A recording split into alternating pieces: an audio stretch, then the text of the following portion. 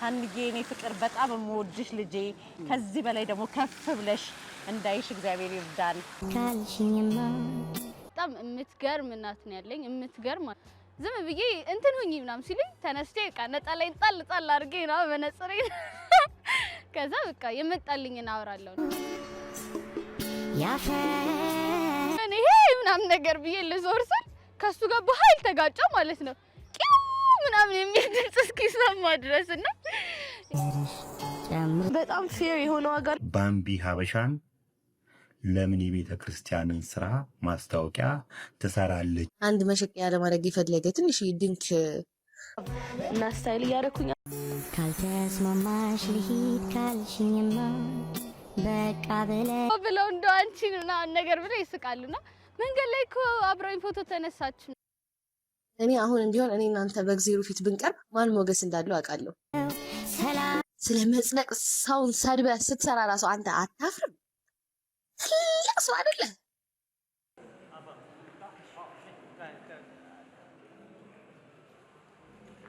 እኔ ግዴ ገብረሰንበት እባላለሁ የባምቢ ወላጅ አባት። በጣም ጥሩ ደረጃ ላይ ያለው ሴት ነኝ። ኦፍ ኮርስ የተሻለ ሰው ነው የምፈልገው።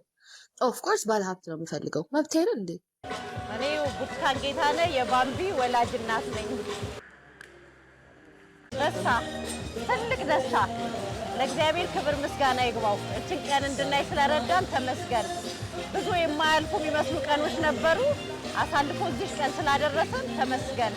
አይተናል። እንግዲህ ባለሀብቱን በአደባባይ ክብራቸውን የሚነካ ንግግር መናገሯ መጥፎ መስሎን ነበር፣ ግን የሥራ ዕድል ካመጣላት እኛም አንዳንድ ካምፓኒዎችን ልንዘረጥጣቸው አስበናል። አንድ ነገር ነው በህይወቷ አንድ ደረጃ ከፍ አድርገዋለች። የበለጠ ደግሞ ገና መጀመሪያዋ ነው፣ ገና ነው፣ ይሄ ጅማሮ ነው። የበለጠ ደግሞ ኢንዱስትሪ ደስታ ትልቅ ደስታ አይደል? አዎ በእውነት የማይገለጽ ደስታ። በነገራችን ላይ ሀና ጎበዝ ነች። ከድሮም እንደዚህ አይነት አክት ማድረግ የቤት ውስጥ ትወድ ነበረ።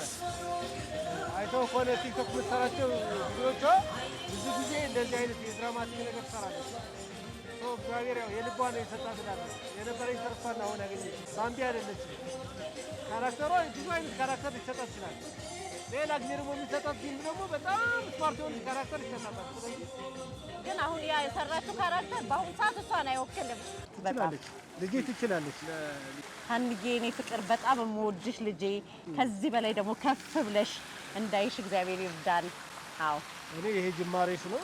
የበለጠ በዚህ ዘርፍ ላይ ጎበዝ ሆነሽ ስምሽ ታስጠሪ ያርግሽ ነው ማለት በቃ ሌላ ነው። ኢንዱስትሪ ሰፊ ስለሆነ ረጅም የበለጠ እንጠብቃለን። ከሷ ታደርገዋለች ደግሞ